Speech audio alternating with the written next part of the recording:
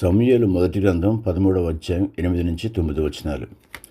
సమూయేలు చెప్పినట్టు అతడు 7 దినములు ఆగి సమూయేలు గిల్గాలునకు రాకపోవటియు జనులు తన యొద్ద నుండి చెదిరిపోవటియు చూచి దహన బలులను సమాధాన బలులను నా యొద్దకు తీసుకురామని చెప్పి దహన బలి అర్పించెను.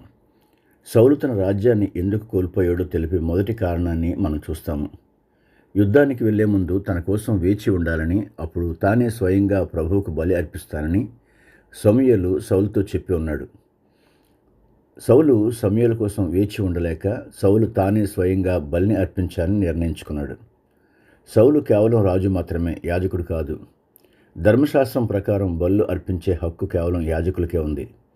కానీ తన పరిధిని దాటి యాజకుడి ధర్మాన్ని నెరవేర్చడానికి ప్రయత్నించడం ద్వారా ఆయన దేవుని క్రమాన్ని ఉల్లంఘించాడు. చాలామంది బోధకులు ఇదే తప్పు చేస్తున్నారు. దేవుడికి వారికి ఇచ్చిన పరిచర్యను గుర్తించి ఆయన వారికి అప్పగించబడిన పరిచర్యలోనే ఉండాలి. కానీ గౌరవం ఎక్కువ దొరుకుతుందనో, ఆర్థిక అభివృద్ధికి అవకాశాలు మెండుగా ఉన్నాయనో ఆయన పిలువని మరొక పరిచర్యలోనికి ప్రవేశిస్తూ ఉన్నారు. ఉజ్జియా కూడా యాజకుడిగా వ్యవహరించడానికి ప్రయత్నించిన మరొక రాజు. దేవుడు అతన్ని కుష్టివ్యాధితో శిక్షించాడు. ఇక్కడ మనం గమనించేది ఏంటంటే, సౌలు యాజకుడిగా వ్యవహరించడానికి ప్రయత్నించినప్పుడు దేవుడు అతని నుండి రాజ్యాన్ని తీసివేశాడు. దేవుడు మనకు ఏ పరిచర్య లేదా పరిధిని నిర్ణయించారో దానిలోని నమ్మకత్వంగా ఉండాలి. ఇతరుల పిలుపును లేదా పరిచర్యను గౌరవిస్తూ మన పరిమితులను గుర్తించి నడుచుకోవడమే ఆధ్యాత్మిక భద్రత.